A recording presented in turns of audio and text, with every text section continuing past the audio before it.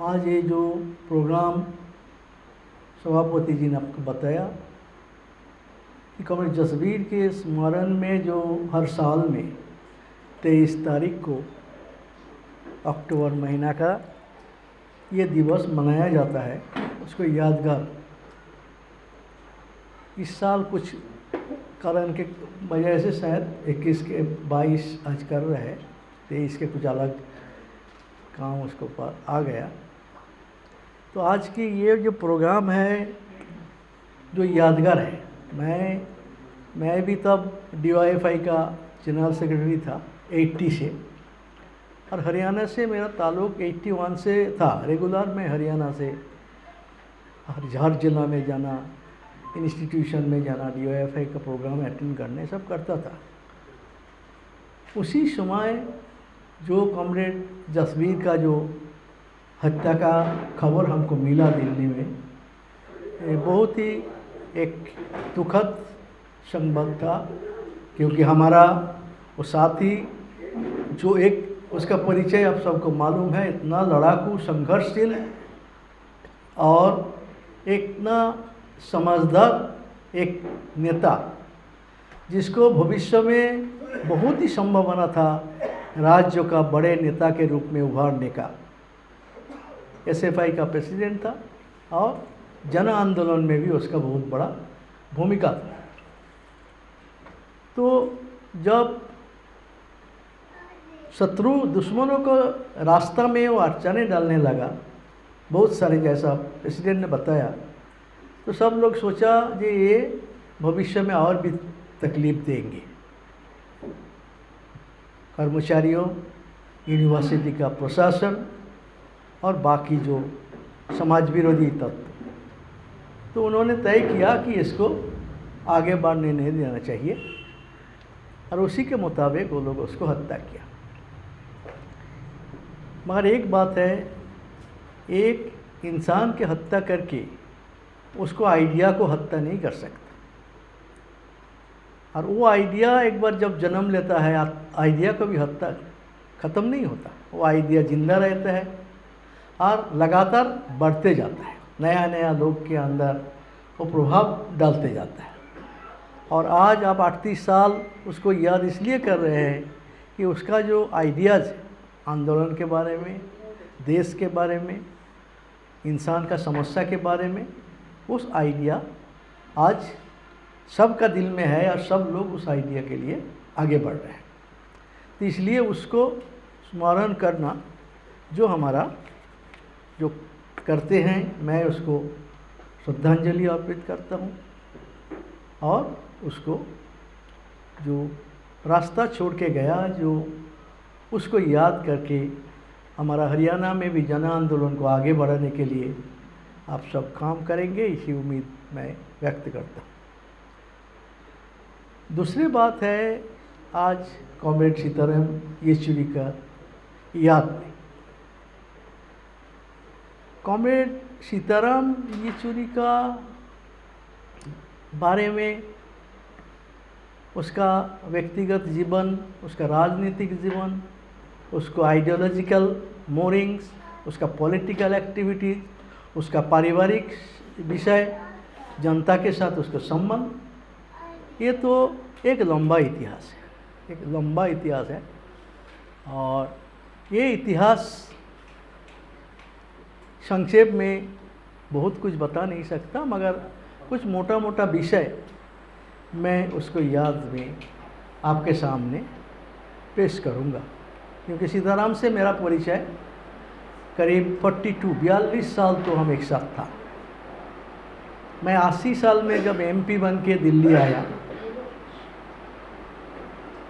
तभी मेरा आदत ही था, जहाँ आज भी जहाँ पहुँचते हैं वहाँ का ऑफिस जाता है, पार्टी का ऑफिस हो, जन संगठन का ऑफिस हो, ये आज भी आता है। जहाँ भी जाएंगे एक बार ऑफिस घूम के जाना।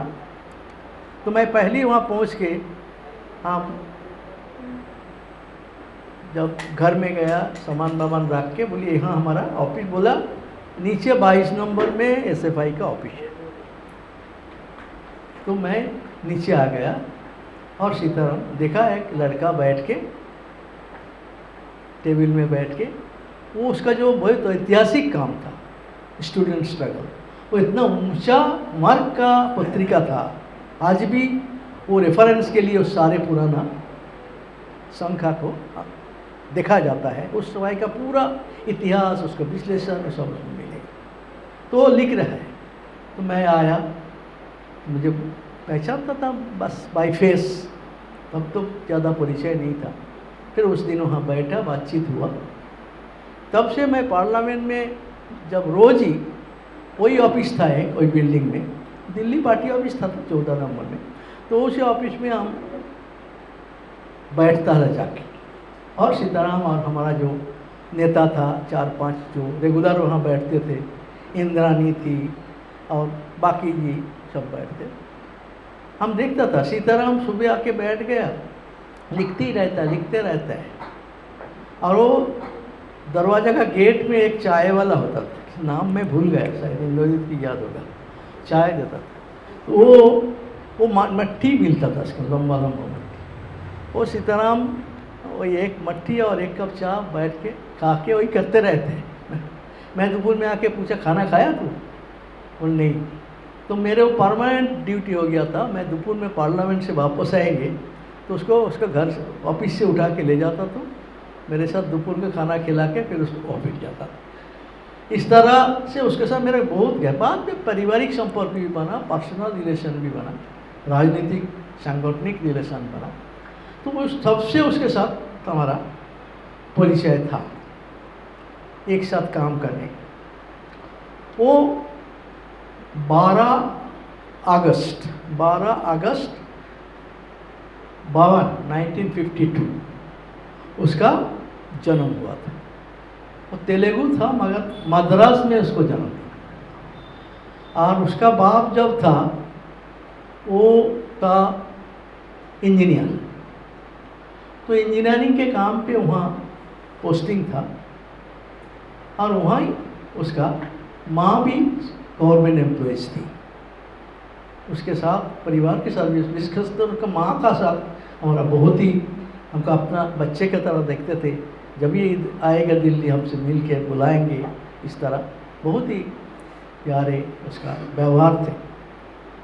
और सीताराम का जन्म हुआ वहाँ।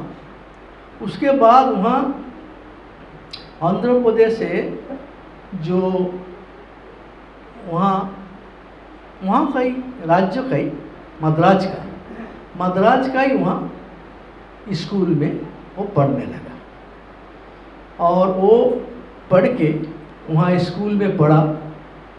फिर उसके बाद वो शिफ्टेड हैदराबाद में, उसका शिफ्टिंग हो गया बाप का। पर उसके बाद वहाँ हैदराबाद स्कूल है, वो स्कूल में एडमिशन लिया, और वहाँ 10 क्लास तक वहाँ पढ़ा हैदराबाद के स्कूल में। बहुत अच्छा रिजल्ट किया, फर्स्ट हुआ। और उसके बाद उसको जो CBSE एग्ज़ाम में वो हाईएस्ट मार्क उसको मिला था। देन उसको देश में वही तो हाईएस्ट नंबर मिला ना CBSE में।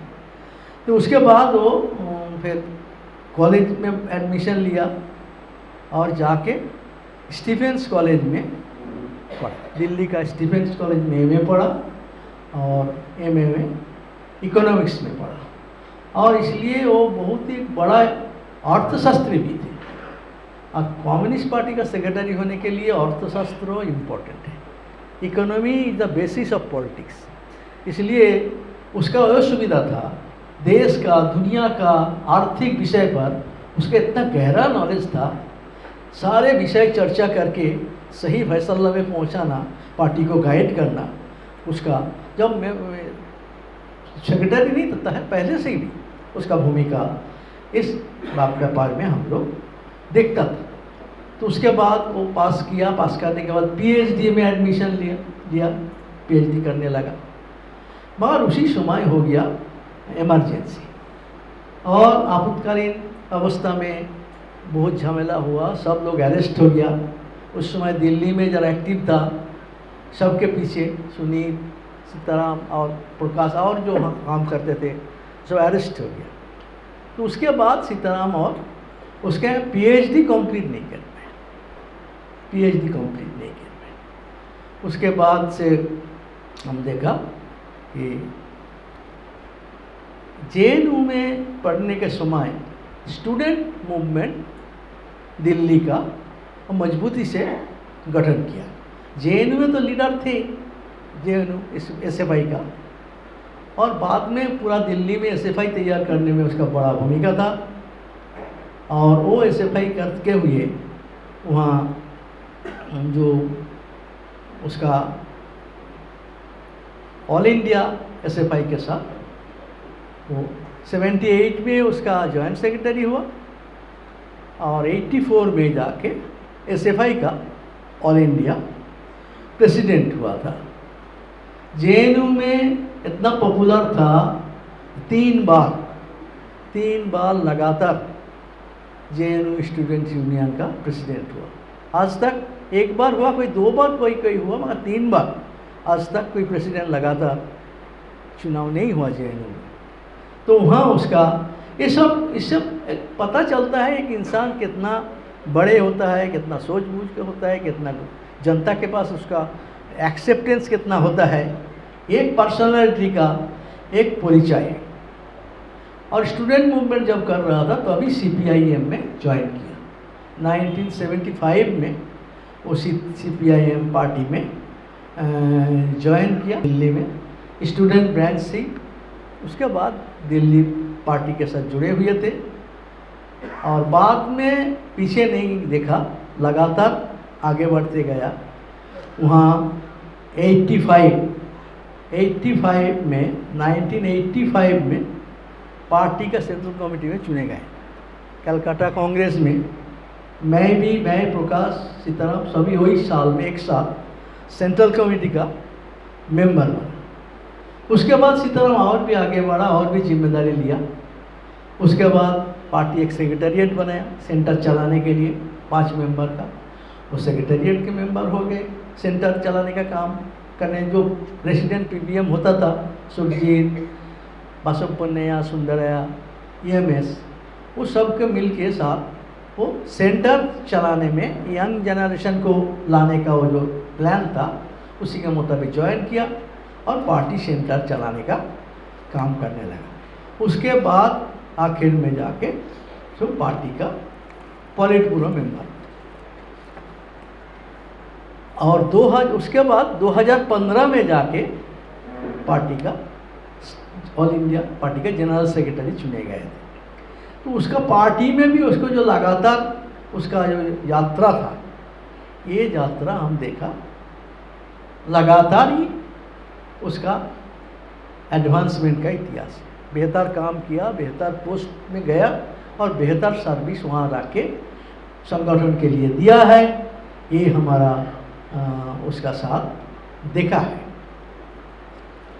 उसके बाद हम देखा कि जो पार्टी के अंदर ये जो हमारा अभी भी एक संकीर्णता है, छुआछूत, इसके नहीं छुएंगे, उसके नहीं छुएंगे, हम प्योर मार्क्सिस्ट है, हम किसी से छू के आपको अपवित्र नहीं करेंगे। ये बीमारी हमारा है।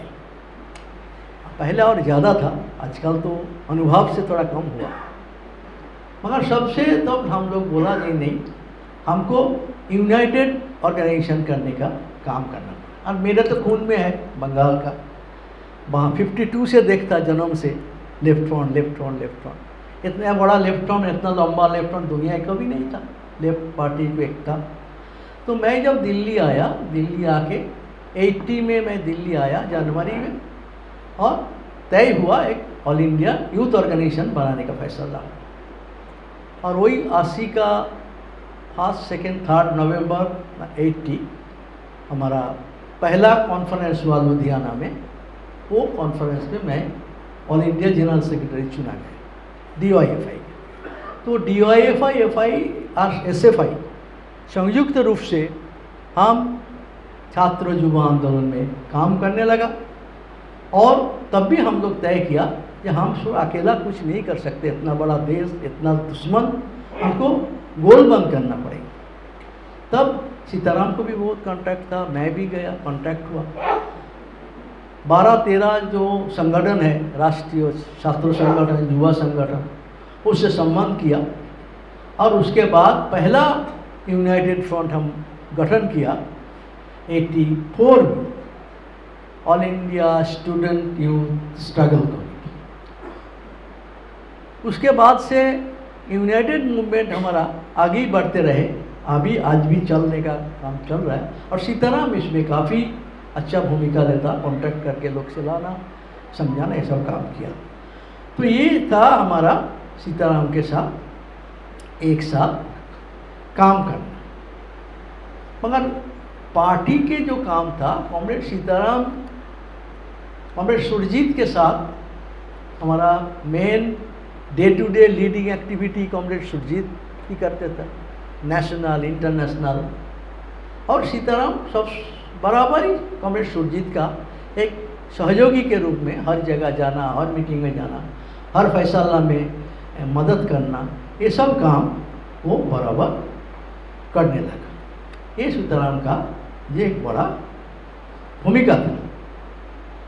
तीसरा भूमिका था इंटरनेशनल डिपार्टमेंट। सीताराम दुनिया का बारे में जितना उसका नॉलेज था, हमारा किसी का उतना नहीं है। वो इंटरनेशनल डिपार्टमेंट का हेड था, इसके वजह से पूरे दुनिया का सारे कम्युनिस्ट पार्टी के साथ संबंध रखना, उसको बात हमारा पार्टी के पास पहुंचाना, हमारा पार्टी का बात दुनिया का पार्टियों का पहुंचाना, पार्टियों के अंदर जो एकता पैदा, उसमें पार्टी में काफ़ी डिफरेंस था कम्युनिस्ट मूवमेंट में, उसके फिर सहमति में लाने का काम करना। यहाँ भी इंटरनेशनल मोर्चा में वो सीताराम, कॉमरेड सुरजीत, उसके बाद सीताराम अभी तक भी इंटरनेशनल रिलेशंस का हमारा पार्टी का वो प्रधान। तो उसी वामपंथी का जो उभार था उस समय में, उसी के समय कॉमरेड सीताराम का बंगाल से उसको 2006 में राज्यसभा में बंगाल से भेजा था, 2 बार, 2017 तक 2 बार बंगाल से राज्यसभा के मेंबर थे। और राज्यसभा के मेंबर के रूप में उसको रिकॉर्ड बहुत ही सराहनीय है। उसका भाषण, हर इशू पर उसका बातें, उसका सुझाव, उसका लड़ाई, जनता गरीब मेहनत का, उसका हर इशू पर उसको पार्लियामेंट पे लड़ाई, ये सब एक इतिहास है, ये सबको भी मालूम है। वहाँ क्या करते थे, जो पार्लियामेंट के अंदर कोई भी डिबेट होता था, सीताराम, हमारा पार्टी का 6-7 मिनट बेसिक नहीं मिलेगा ना, छोटा पार्टी है, मगर सीताराम तो बोलता था आधा घंटा, 40-40 मिनट बोलता, लोग सुनते रहता है, उसको कोई रोकता नहीं था।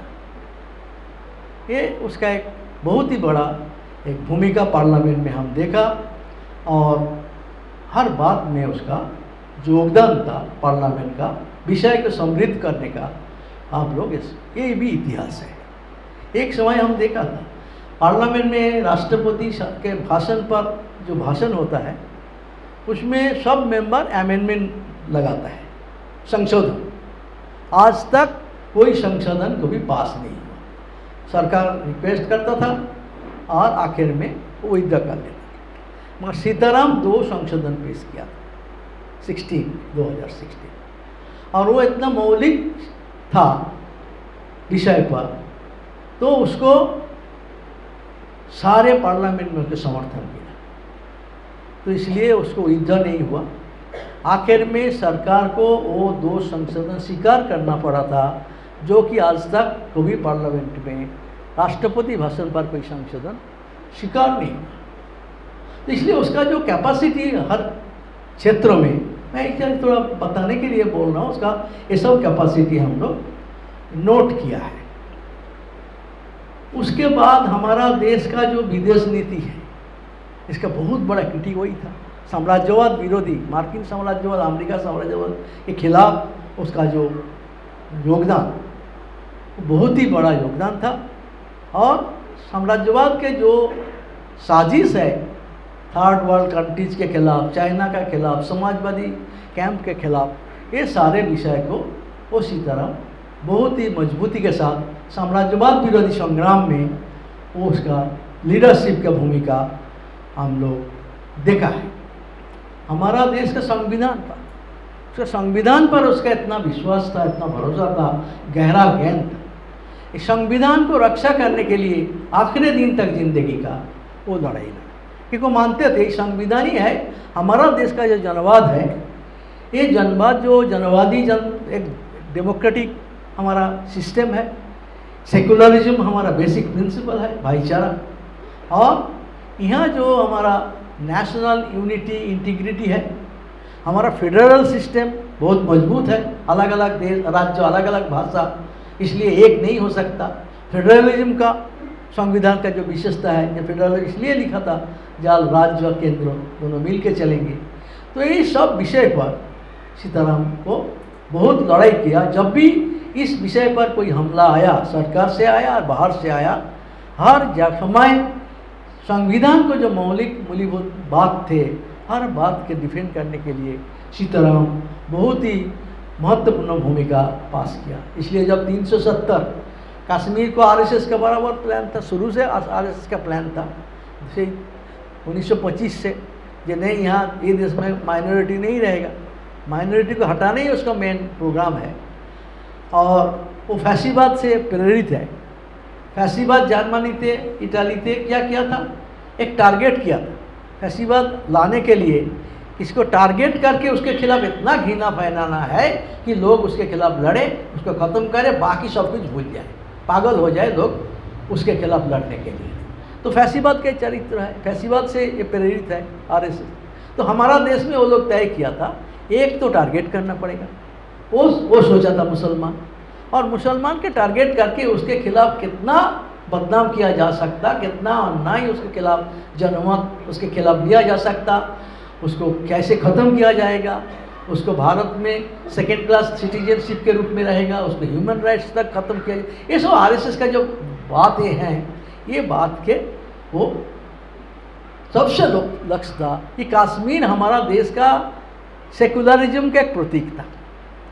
मेजॉरिटी मुस्लिम था, मगर हिंदुस्तान के साथ जिससे जोड़ा था, जिस तरह इंडिया से पाकिस्तान में ना जाके हिंदुस्तान में रहा था, और कश्मीर जिस तरह कश्मीरियत जो है वो है एकता का कल्चर, कश्मीरियत नाम के परिचित, हिंदू मुस्लिम कुछ भी हो, उसका अंदर इतना आपस में दोस्ती भाईचारा था। तो वही आरएसएस का लक्ष्य था, 370 हटा देंगे, हटा के कश्मीर को ख़त्म करो। मुसलमान के ख़त्म करने के अनेक ABCDEF अनेक प्रोग्राम है, उसका पहले प्रोग्राम था कश्मीर को ख़त्म करो, और सत्ता में आने का बाद कश्मीर को 370 ख़त्म कर दिया। और 35A जो था, जो वहाँ बाहर जाके कोई ज़मीन खरीद करके उसको कब्जा ना कर पाए, वो कानून भी सरकार बदल दिया। तो इसलिए कश्मीर के ये पर हमला है 370 के लिए, सीताराम पार्लियामेंट में बहुत ही वेहेमेंटली इसके लिए लड़ाई लड़ा। इसके साथ यूसुफ को साथ मिल के सुप्रीम कोर्ट में की केस किया, और आखिर में एक माहौल बना है। ये आरएसएस एक तरफ इसको लागू करने का जो कोशिश कर रहा है, इसके पीछे राज किया है, इसको एक्सपोज करने में सीताराम का बहुत बड़ा भूमिका हम देखा था।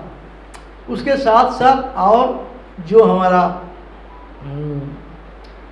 पार्लियामेंट के अंदर उसका ये भाषण, उसका योग्यता, उसको कंट्रीब्यूशन के वजह से उसका बेस्ट पार्लियामेंटेरियन का अवार्ड दिया। हर साल में सबसे अच्छा जो पार्लियामेंट बोलते हैं, काम करते हैं, उसको बेस्ट सबसे अच्छा सांसद के रूप में उसको इज्जत किया जाता है, अवार्ड दिया जाता है। कॉमरेड सीताराम को भी राज्यसभा में उसको सबसे अच्छा सांसद का अवार्ड मिला था। ये था उसका एक हिस्सा। फिर उसका आंदोलन जब करते थे, आंदोलन करते करते उसका पारिवारिक जीवन, उसका माँ बाप चाहता था वो बड़े कोई दूसरे काम पहले करे, मगर बाद में तो तय ही कर लिया पॉलिटिक्स ही करेंगे, पार्टी का होल्टेमर बन गया। तो उसके बाप माँ उसका बराबर समर्थन करती थी, और सीताराम जब आंदोलन करते थे उसका परिवार भी वो है था, क्योंकि हर जगह में वो अपना योग्यता, अपना भूमिका पालन किया, कोई चीज़ भागा नहीं। वो भी शादी किया था हमारा स्टूडेंट कॉमरेड इंदानी के साथ, और उसका बच्चे भी था 2, उसका बेटी अकीला और बेटा था। मगर उसका बेटा 24 साल उम्र में अचानक उसको डेथ हो गया। उसमें बहुत बड़ा दुख सीताराम को हुआ था, मगर आखिर में वो लोग म्यूचुअली अपना शादी को ये कर लिया था, करके फिर बाद में वो दूसरे शादी किया था। वो इंडियन एक्सप्रेस के एडिटर थी, वो अभी भी प्रिंट का एडिटर है, कॉमरेड सीमा चिश्ती, उसको शादी किया, अभी भी उसके साथ। तो एनीवे, ये जो सीताराम का जहर है, जहर के अलावा कुछ है नहीं। वो जहरीला किताब को एक्सपोज करके सीताराम एक किताब लिखा था उसके ऊपर, और आरएसएस, व्हाट इज आरएसएस, इसके बारे में उसका जो किताब है, आज भी सारे विरोधियों का पास, सारे जो लोग पढ़ते हैं आरएसएस के बारे में, ये किताब सबसे एक महत्वपूर्ण किताब के रूप में है। जो पढ़ता है ये किताब पढ़ेगा, जो आरएसएस, उसका भूमिका, उसका काम, उसका चरित्र, ये सब सही ढंग से जानना चाहे सभी, वो सीताराम का एक किताब सबसे रीजनेबल एक किताब वो लिखा था। उसके बाद वो बहुत किताब लिखा था, करीब 30-35 किताब वो लिखा था।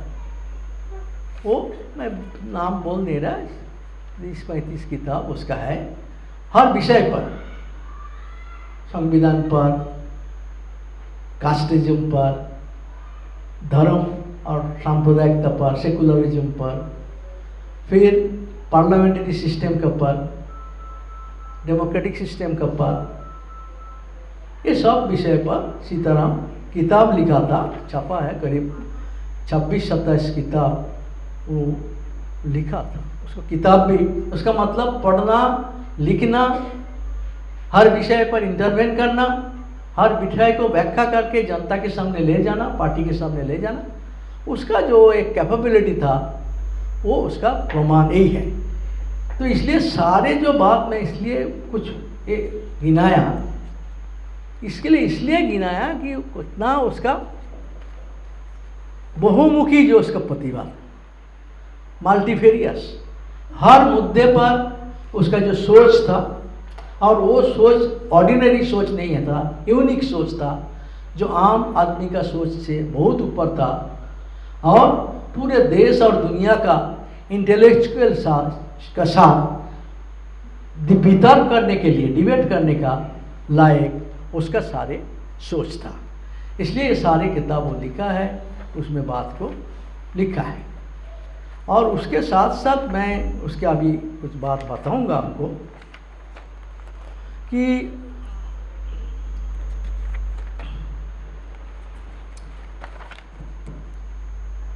उसका आइडियोलॉजिकल, प्रोग्रामेटिक और पॉलिटिकल विचारधारा के ऊपर उसका जो सोच, उस पर कुछ बात बताएंगे आपको।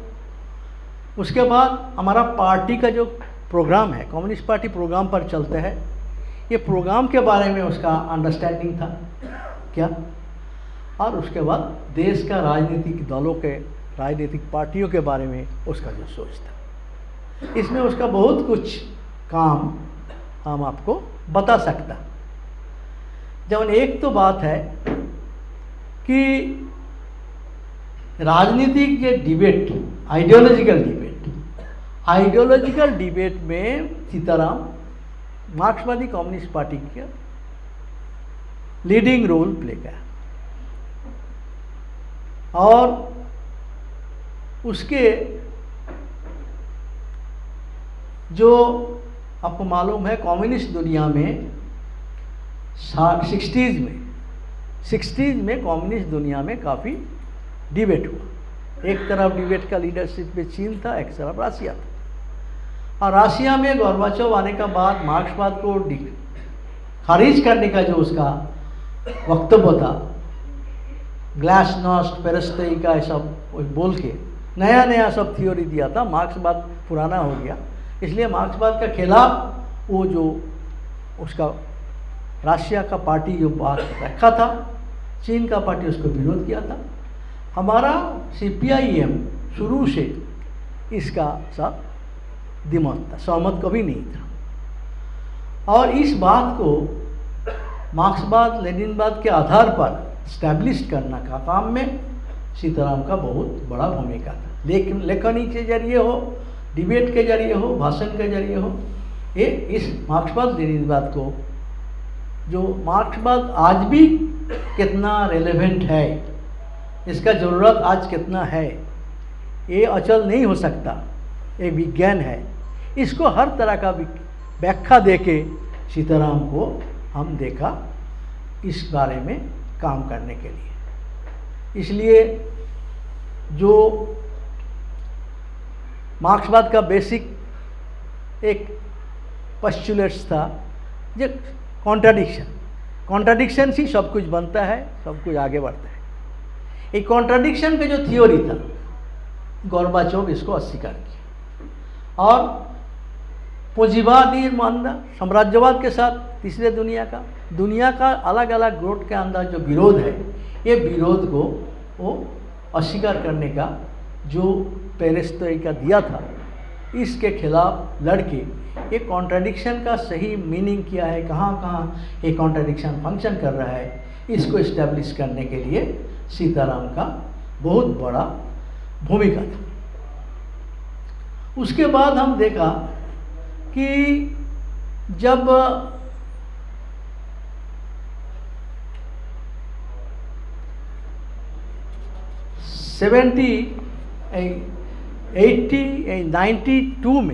नाइन्टी टू में जब इसका नतीजा के रूप में, रिविजनिज्म का नतीजे के रूप में रशिया का पतन हुआ, पूरे दुनिया में कम्युनिस्ट आंदोलन में एक खलबली मच गया, निराशा का माहौल पैदा हो गया, ये सब चलेगा नहीं।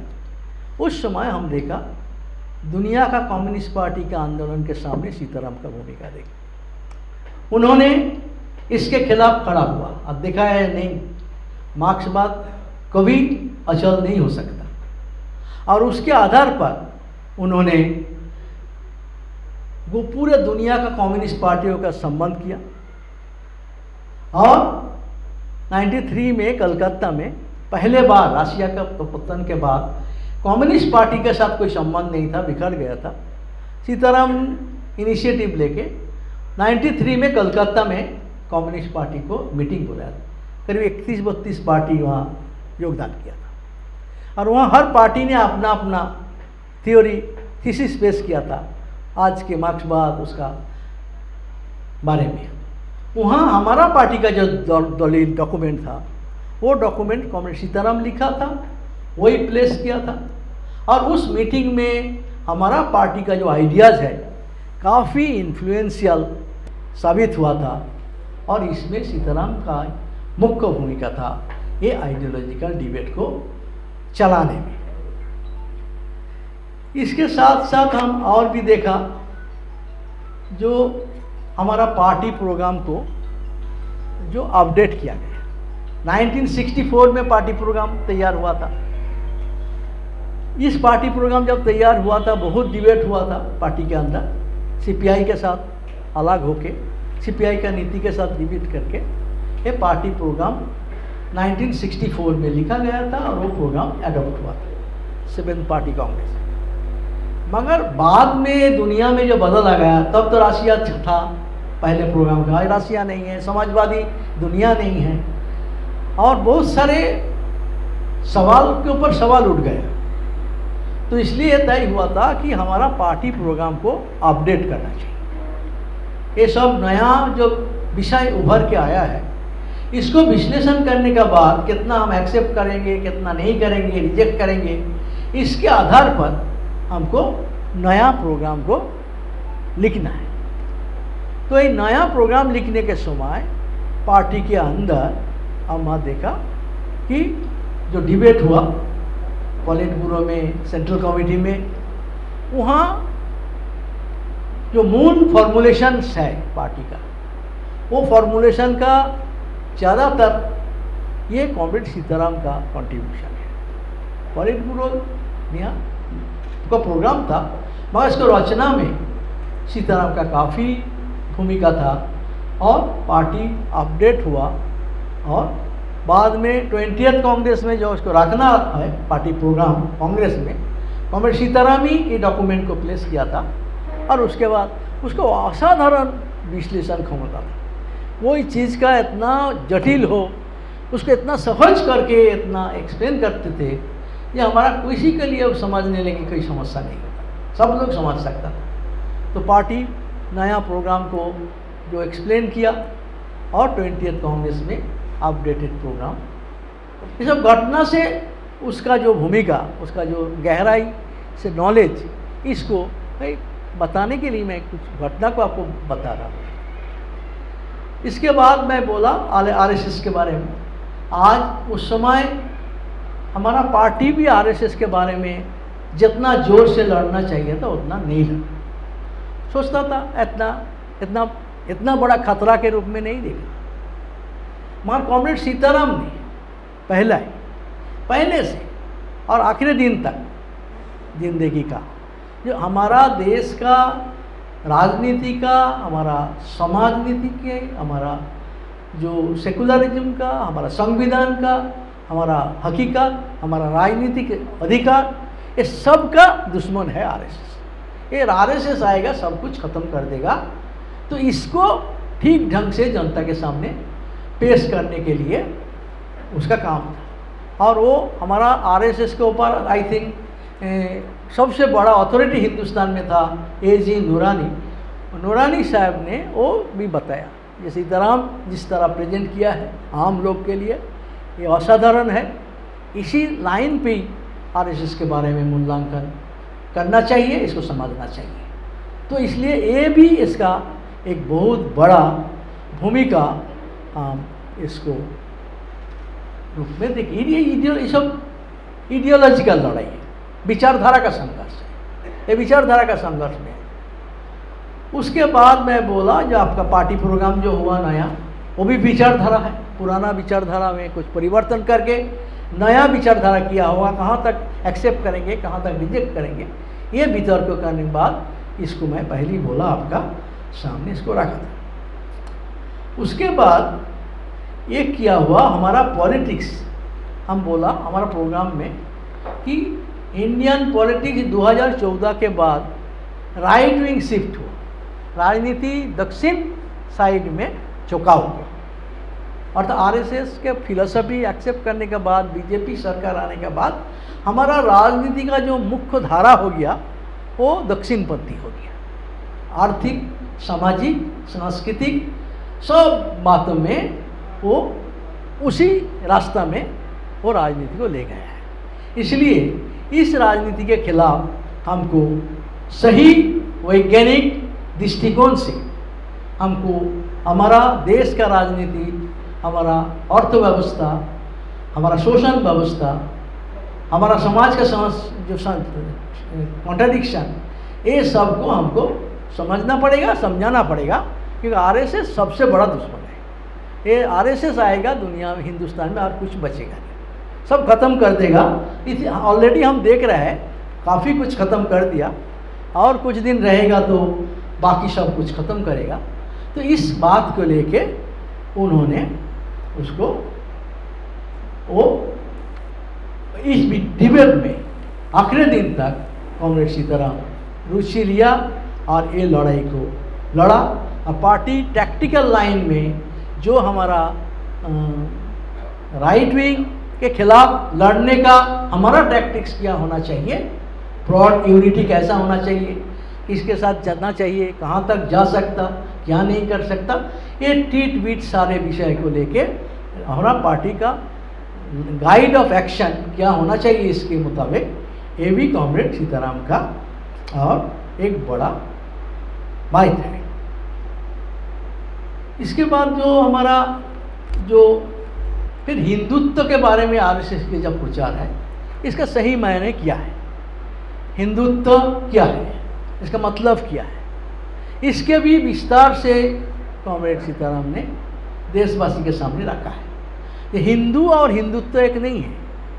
हिंदू एक धर्म होता है, हमारा कोई विरोध नहीं धर्म के साथ, सीताराम बार बार बोलता हमारा कोई धर्म के साथ विरोध नहीं है, हम अपना कम्युनिस्ट हम धर्म नहीं मानता, वो दूसरा बात है, मगर किसी का धर्म मानने में कोई भी बाधा हो हम उसको रक्षा करें, हम ऐसा होने नहीं देंगे। सबका अपना अपना फेथ पर अधिकार है, सब अपना अपना धर्म मानने का अधिकार है, उस पर कोई आघात नहीं कर सकता। इसलिए सबका धर्म का अधिकार को बचाना हमारा काम है और हम वो काम करते रहेंगे।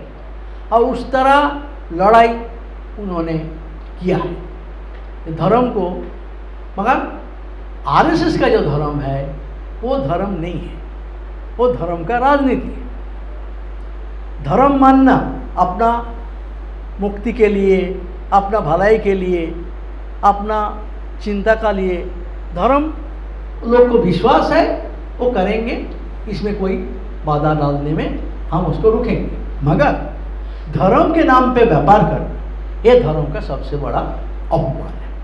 हिंदुत्व धर्म है और हिंदुत्व धर्म के राजनीति में व्यवहार है। हिंदुत्व जो है वो नहीं था पुराना जमाने में, हिंदू लिटरेचर में 3000 साल का कोई जगह हिंदुत्व शब्द का कोई ये नहीं, आरएसएस इस शब्द का इन्वेंट किया है।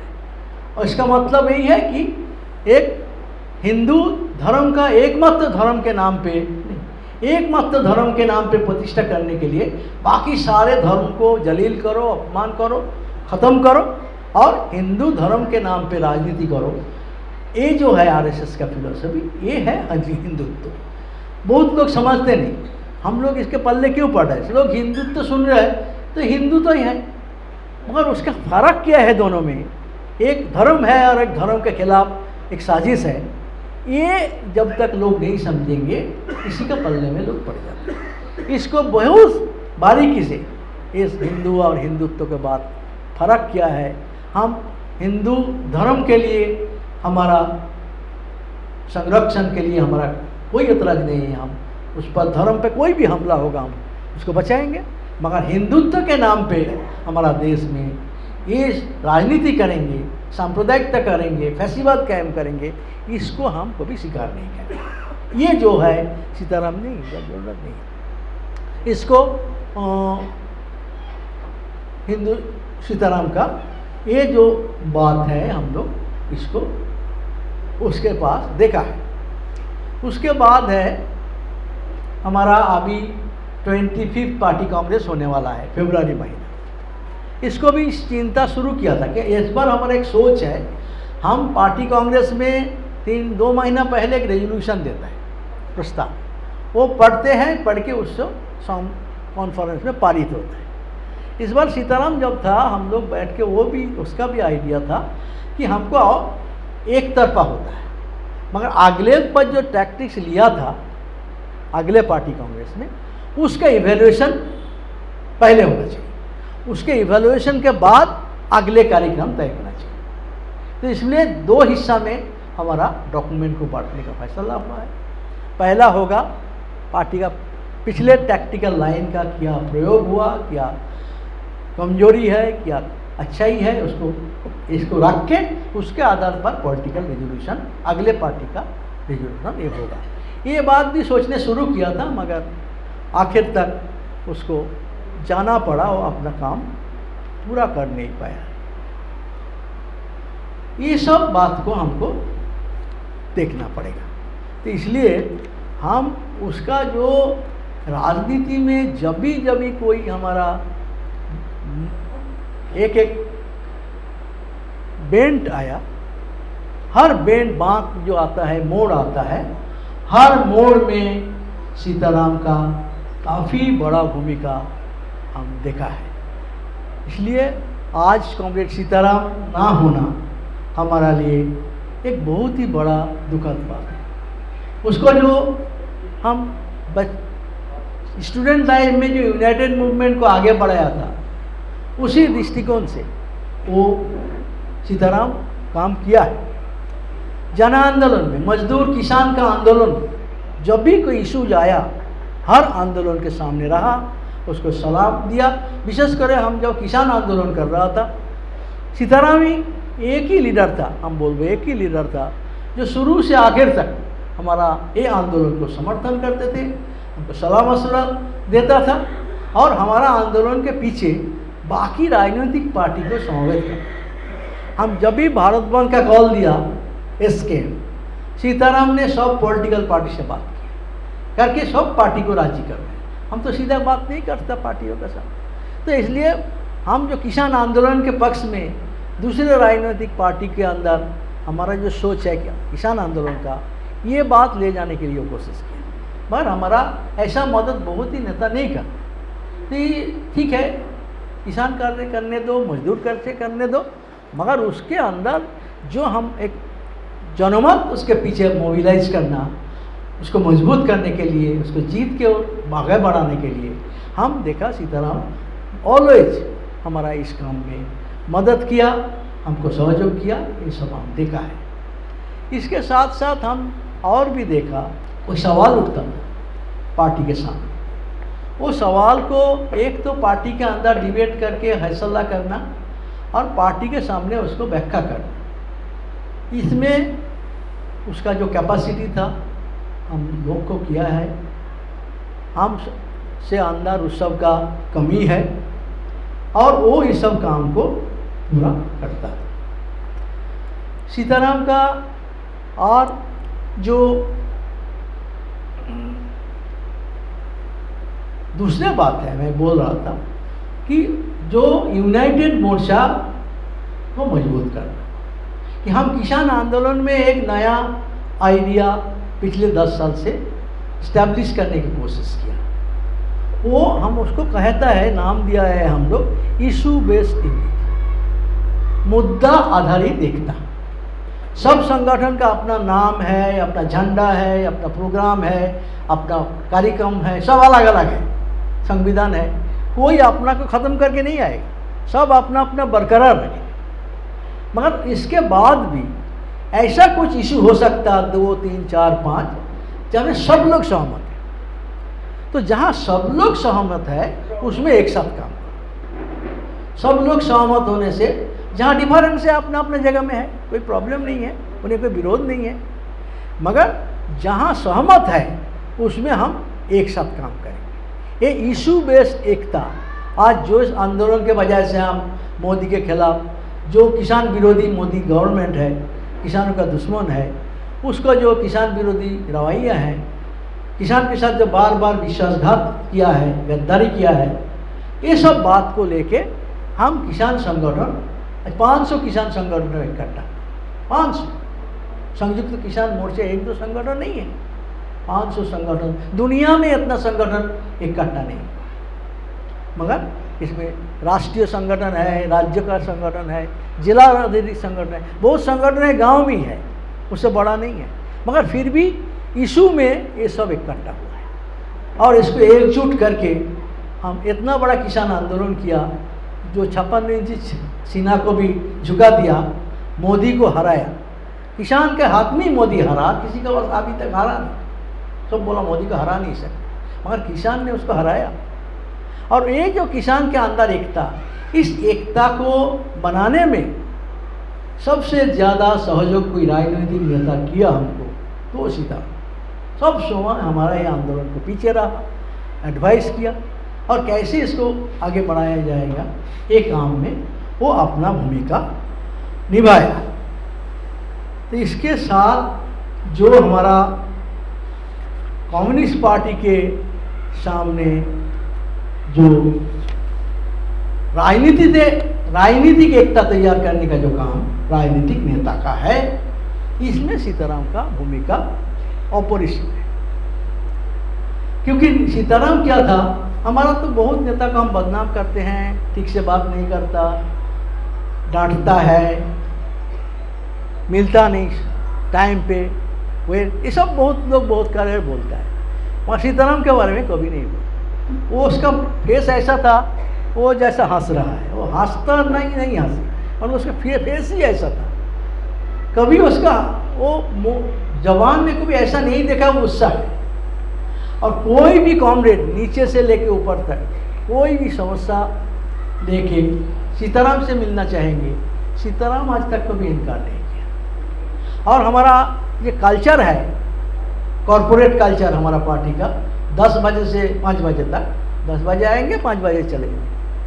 मगर सीताराम नहीं, वो 8-9 बजे तक पार्टी हाउस में रहता था, क्योंकि उस समय ज़्यादा ज़रूरत होता है, उस समय ज़्यादा लोग मिलना चाहते हैं। जो लोग दिन में आ नहीं पाता वो रात में आ सकता। सीताराम के को भी पार्टी ऑफिस में 8-9 बजे तक एक अलग कल्चर, काम चलाने का, संगठन चलाने का, कॉमरेड से मिलने का, धीरज के साथ उसको बात सुनने का, उसको समझाने का प्यार से, ये जो है बिहेवियर है वो कम्युनिस्ट जो है एक सच्चा कम्युनिस्ट के तरह सिर्फ सोच नहीं था, उसको बिहेवियर भी हम देखा इस तरह कॉमरेड को करते रहते थे।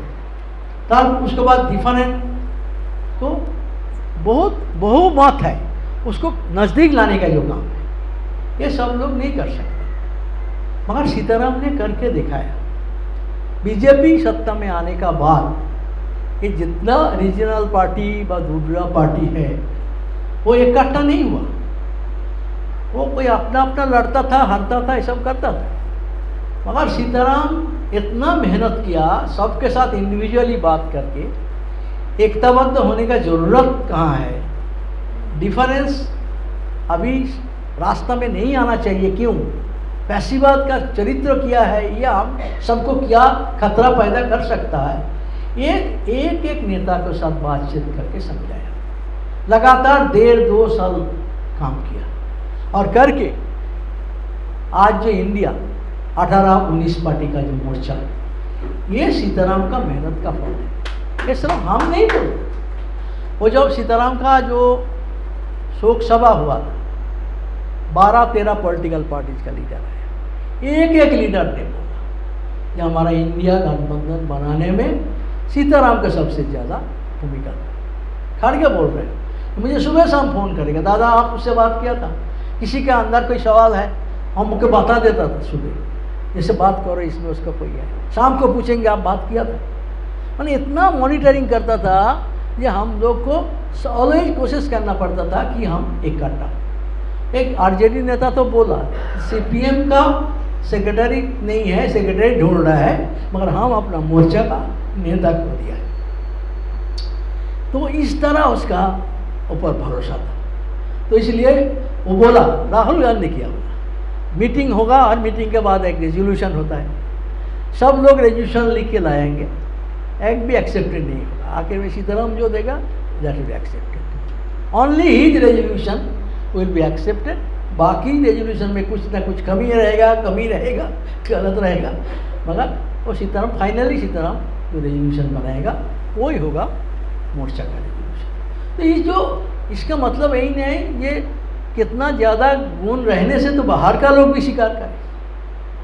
तो इसलिए वो हमारा उस दिन मीटिंग में देखा, एक नेता ने अपना अनुभव बताया और उसके बजाय से हमारा जनवादी एकता का जो नुकसान हुआ, डेमोक्रेटिक मूवमेंट का जो नुकसान हुआ, उस दिन उस मीटिंग में साफ सामने आया। हम तो समझ ही रहा था, मगर बाकी जो राजनीतिक नेता है, पॉलिटिकल लीडर्स है, वो भी ये सब बात को समझा और इसके आधार पर बोला हमको उसका अभाव है, मगर उसका जो तरीका है उसको हम फॉलो करके हमको ये एकता को बचाना है। अब देख रहा है एकता बीजेपी को 300 से 240 में उतार दिया और उसके बाद वो कैंपेन और मजबूत हो रहा था।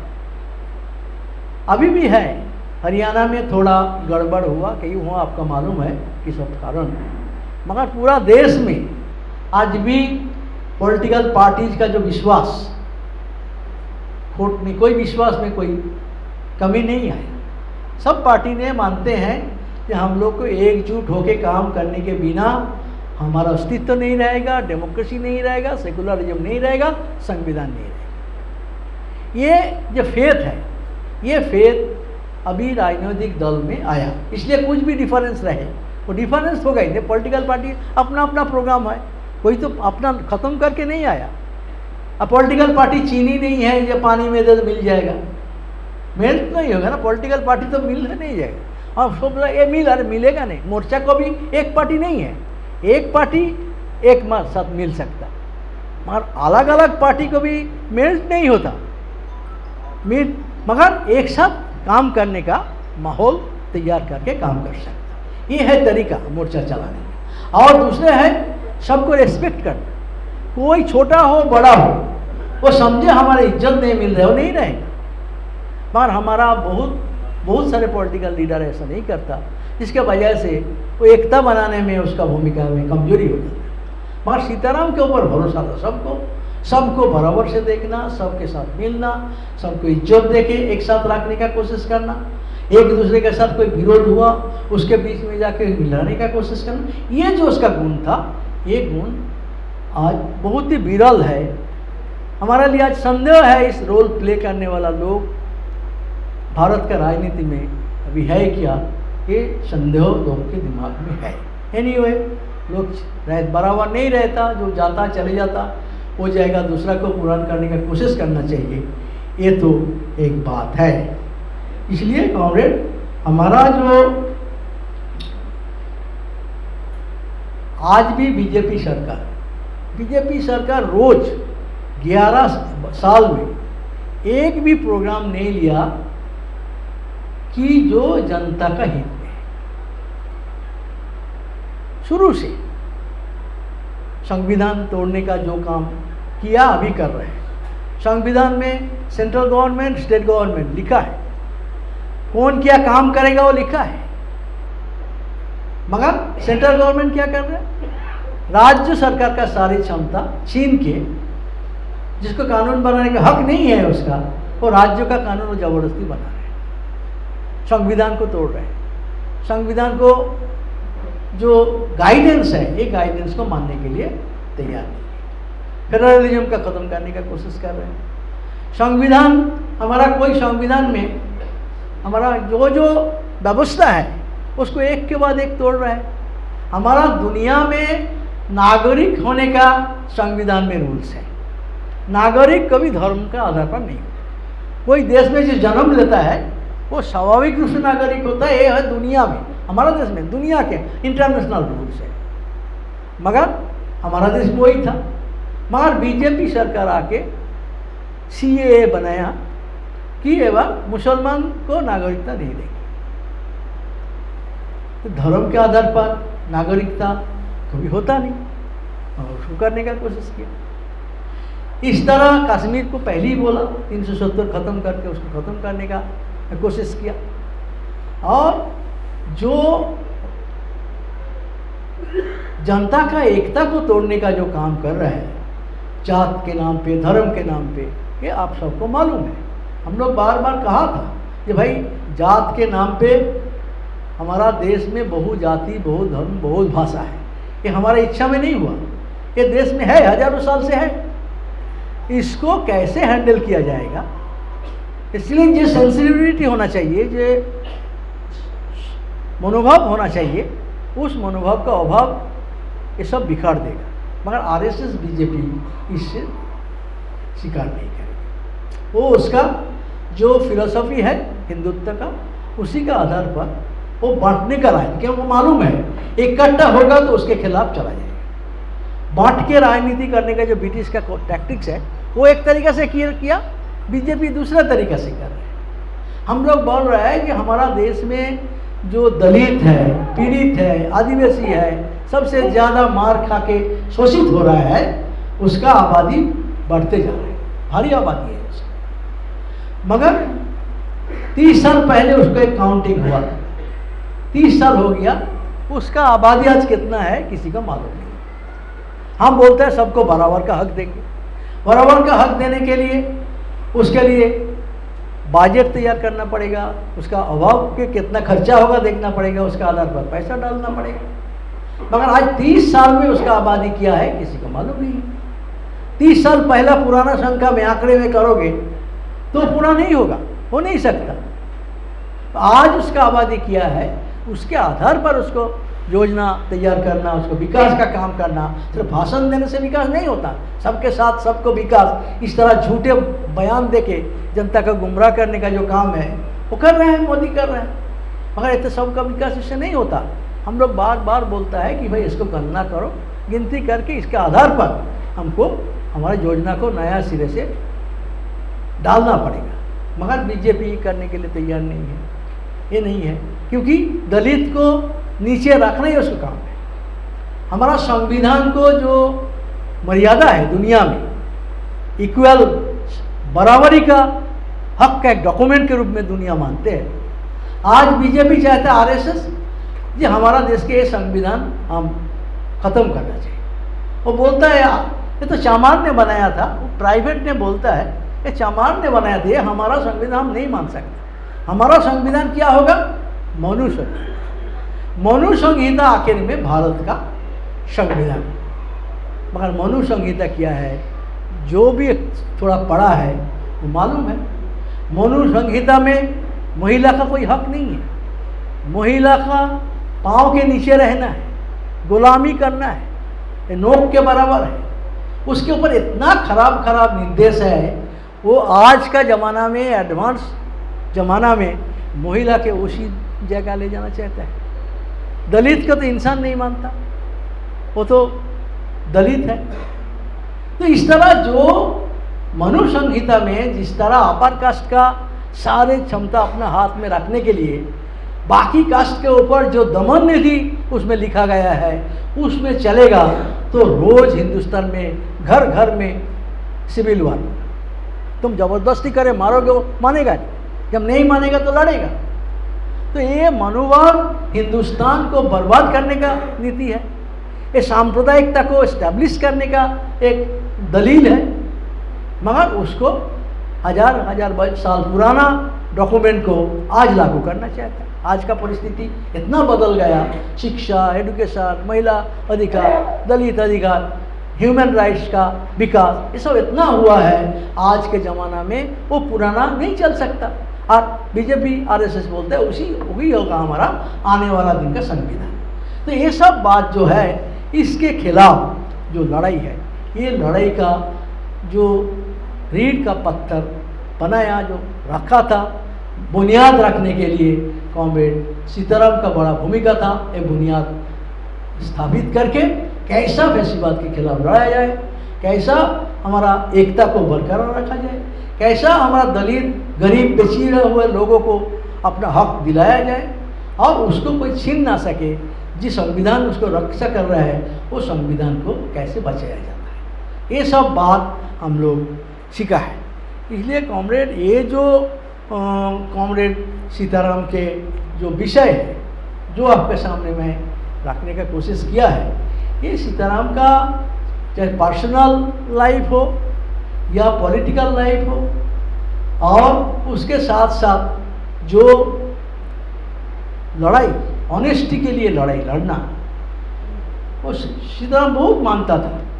जो कम्युनिस्ट होने के लिए पहला कम्युनिस्ट होने का जरूरत नहीं है, पहला शॉर्ट, पहला ऑनेस्ट हो। आप पहला ऑनेस्ट होंगे तो आधा कम्युनिस्ट हो जाएंगे, और कोई डिजॉनेस्ट को भी कम्युनिस्ट नहीं हो सकता। किसी का अंदर थोड़ा सा डिजॉनेस्टी रहेगा, वो कम्युनिस्ट नाम जितना भी जप करे वो कम्युनिस्ट नहीं हो सकता। असत लोग कम्युनिस्ट नहीं हो सकते। तो इस अपना समाज के विचारधारा का मुताबिक, वैचारिक धारा के मुताबिक अपना सतता जो है, ऑनेस्टी है, उसको बचा के रखने का काम करना जरूरी है। उन्होंने बोलता था, लेनिन का सबसे बड़ा उसका फेवरेट था कि concrete analysis of concrete fact, ये मार्क्सिज्म है। जो वास्तव है उसको वास्तव कहना ही मार्क्सवाद है। खाली मार्क्स लेनिन बोला हुआ मार्क्सवाद नहीं है। मार्क्सवाद एक विज्ञान है, विज्ञान के आधार पर विचार करना है, और कोई घटना जो सच है, सच के सच बोलना ही मार्क्सवाद है। तो इसलिए हमारा पार्टी में भी बहुत डिबेट हुआ, कभी कभी बहुत अप्रिय डिबेट भी हुआ, मगर से सच को देखने के लिए कभी कभी नज़रिया में फ़र्क होता है और उससे डिबेट भी होता है, मगर आखिर में हम लोग सहमति बना के चलने का चाहते। कभी कभी सीताराम को हम देखा, पर्सनल रिलेशन इतना था, हर बात हर दिन मिल के बातचीत करता हूँ, देखा उसको, उसका दुख देखा, उसको दर्द देखा। जब कोई समस्या इकट्ठा करने में तकलीफ होता पार्टी के अंदर, बहुत दुखी हो जाता, और फिर भी कोशिश करता धीरज के साथ कैसे हम फिर इस मिलन पार्टी को, एकता को मजबूत करके पार्टी को आगे बढ़ाएं, ये सब देखा। तो इसलिए कॉमरेड आज सीताराम नहीं है, मगर उसको जो छुड़ा हुआ सबक है, शिक्षा है, उसको अनुसरण करना ही होगा उसका सबसे ज़्यादा श्रद्धांजलि उस पर होगा। इसलिए साथियों, आज जो आप चर्चा किया है या इस बात सीताराम को जिंदगी का कुछ मुद्दा को आपके सामने मैं उठाया, कुछ घटना भी रखा है और उसको सोच का कुछ झलक जो है आपके सामने में रखने का कोशिश किया। इसके आधार पर हमको मार्क्सवादी कम्युनिस्ट पार्टी को तैयार करना है। आपका बहुत धीरज के साथ ये लड़ाई लड़ना पड़ेगा और कैसे इस लड़ाई को आप आगे बढ़ाएंगे ये आपको तय करना होगा। मगर सीताराम का जो सबक है सिखाया उसको आप फॉलो करेंगे तो ज़रूर ये काम आप करेंगे कि इंसान पर हमारा जो दर्द, इंसान का दुख दर्द में उसको साथ देना, उसको पक्ष में लड़ाई लड़ना, इसी से ही हम उसको जीत सकते हैं। और जात और धर्म के नाम पे जीतना तो हमारा काम नहीं है। हमारा इंसान का इंसानियत के आधार पर इंसान को मदद करके ही उसको जीतना हमारा रास्ता है। ये रास्ता को हम करेंगे, कर रहा है हमारा जितना संभव, और ईमानदारी से ये रास्ता में लड़ना पड़ेगा। और जो हमारा समाज में जो विभेद है जात के नाम पे, धर्म के नाम पे, भाषा के नाम पे, इसके खिलाफ वो भी कॉम्प्रोमाइज़ नहीं करना चाहिए। ये विभेद हम किसी तरह स्वीकार नहीं करेंगे। इंसान के साथ इंसान के विरोध धर्म के आधार पर हम नहीं देखेंगे, इंसानियत के आधार पर उसके संबंध को हम विचार करने का काम करेंगे। महिला जो हमारा समाज में जो इज्जत का सवाल है, आज महिला अधिकार का सवाल है, बढ़ रहा है, उसका एजुकेशन बढ़ रहा है, समाज में योगदान बढ़ते जा रहा है, उसको काम हो रहा है, मगर फिर भी हमारा समाज में जो पिछड़ापन सोच है उसके आधार पर उस पर जो जुल्म चलता रहता है उसको भी हमारा लड़ाई का एक हिस्सा मान के हमको लड़ना पड़ेगा। कम्युनिस्ट को अपना खुद के साथ लड़ना पड़ेगा। अपना दिमाग में भी गलत आए तो मार्क्सवाद का दृष्टिकोण से उसके खिलाफ लड़ना पड़ेगा। परिवार में लड़ना पड़ेगा। परिवार में कोई देश विरोधी, इंसान विरोधी, समाज विरोधी कोई सोच परिवार के अंदर दिखाई दे तो परिवार के अंदर लड़ना पड़ेगा। उसके बाद हमारा कर्म क्षेत्रों में भी हमको लड़ना पड़ेगा। हमारा दुश्मन के साथ लगातार लड़ना पड़ेगा। प्रशासन के लड़ना पड़ेगा आपका हक को वसूल करने के लिए। तो इस तरह हमको एक कम्युनिस्ट का हर जगह में जहाँ रहे वहाँ जो अन्याय है, जो कमी है, उसके खिलाफ लड़ाई लड़ना ये कम्युनिस्ट पार्टी का कर्तव्य होता है। और कम्युनिस्ट इसी तरह आखिरी दिन तक इस लड़ाई को लड़ा। ये लड़ाई से हमको जो सीख मिला है इसके आधार पर हमको कम्युनिस्ट पार्टी को मजबूत करना है और हमारा संघर्ष से ही हम आगे बढ़ सकते हैं, आंदोलन से ही आगे बढ़ सकते हैं। संघर्ष आंदोलन के बिना सिर्फ हम कुछ भाषण देके आगे नहीं बढ़ सकते। अच्छा भाषण देने से आप आगे नहीं बढ़ेंगे। आपको इंसान का समस्या के लिए लड़ना पड़ेगा और लड़ाई चेतना तैयार करता है। जब लड़ेंगे तो लड़ाई से जनता के अंदर चेतना का विकास होता है और वो संगठित होता है, वो लड़ाई का नेता बनता है, आगे बढ़ता है। इसलिए हमारा संघर्ष को आगे बढ़ाना, संघर्ष को बढ़ा के हम हमारा जन आंदोलन को विकसित करके कम्युनिस्ट पार्टी को मजबूत करने का एक माहौल बना सकता, ये है हमारा कर्तव्य। सीताराम को तभी याद हम करेंगे जब इसका सारे शिक्षा को हम आने वाला ज़िंदगी में लागू करके अपना अपना राज्य में, जिला में, मोहल्ला में, गांव में, परिवार में, हर जगह में मार्क्सवादी लेनिनवादी दृष्टिकोण को लागू कर पाएंगे और एक मजबूत कम्युनिस्ट आंदोलन विकसित कर पाएंगे। तभी उसका सपना साकार होगा। ये काम में हम सब मिल के करेंगे, क्योंकि अकेला कोई काम वो सब लोग कर नहीं सकते। कुछ लोग का बहुत क्षमता होता है, सब लोग का नहीं होता। कुछ लोग को मिल के करना पड़ता है, सबको सब तक इकट्ठा करके फिर उसके आधार पर करना पड़ता है। इसलिए हमारा कलेक्टिव फंक्शनिंग करना पड़ेगा, कलेक्टिव लीडरशिप तैयार करना पड़ेगा और इसी तरह का हमारा जो लक्ष्य है वो लक्ष्य पूरा करने का कोशिश करना पड़ेगा। यही है हमारा मुख्य संक्षेप में आपके सामने रखें और सीताराम को स्मरण करें। कॉमरेड सीताराम अमर रहे, कॉमरेड सीताराम जिंदाबाद।